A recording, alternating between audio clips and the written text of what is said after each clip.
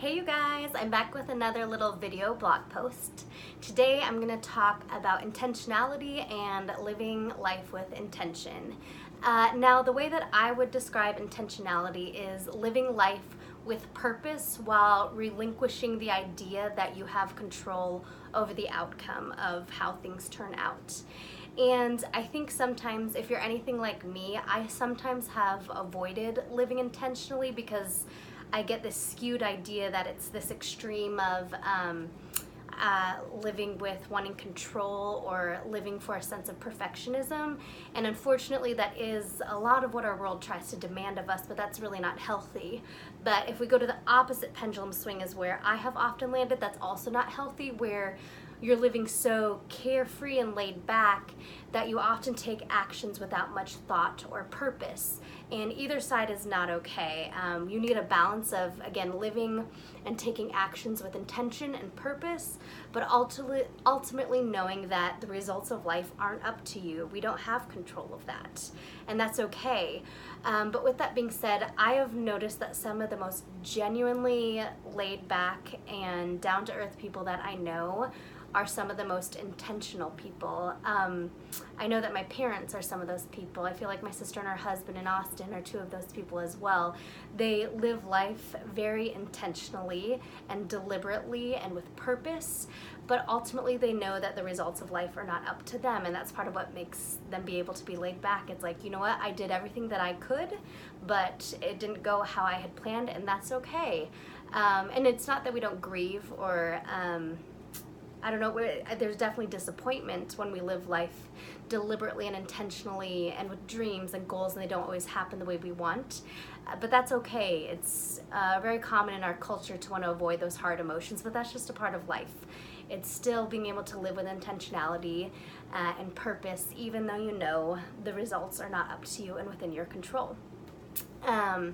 With that being said, living life with intentionality also means that you know you were made with a purpose on purpose. You were not put on this earth at random. You were here for a very specific and unique purpose, and that is why you have your unique set of skills and talents and abilities. One thing that I think is really great about our current culture is we're wanting to praise people's individual value and worth, and that's so important. But unfortunately, I think what's the problem is that we end the conversation there, and the conversation's not meant to end with ourselves. The thing about your gifts, your talents, your abilities, your value, and your worth, everything that you were given as a blessing is meant to be given away to others. We are meant to live life for one another in community, and meant to live a life of love, which oftentimes requires self-sacrifice and giving of our time and our gifts and our talents.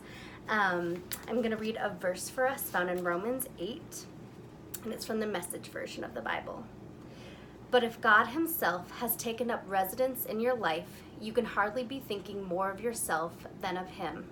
For you who welcome him, in whom he dwells, even though you still experience all the limitations of sin, you yourself experience life on God's terms. Again, the world says live for yourself. All your value and worth is about you and you alone, but that's just not true. It's so much bigger than us. It's ultimately about God.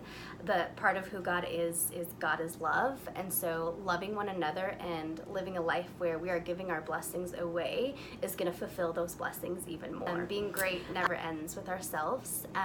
In God's mind, if we want to be great, we must serve others. That just goes along the line of anything we're blessed with is meant to be given away. And part of serving others is being humble and not being too proud in our worth and value. Even though it is there, you are worthy, you are valuable, but it doesn't end with ourselves. James 4:6 says that God gives grace generously. And he says, God opposes the proud, but gives grace to the humble. So may we be gracious people who live with intention and intentionally loving one another, even when we know that the results ultimately are not within our control or up to us.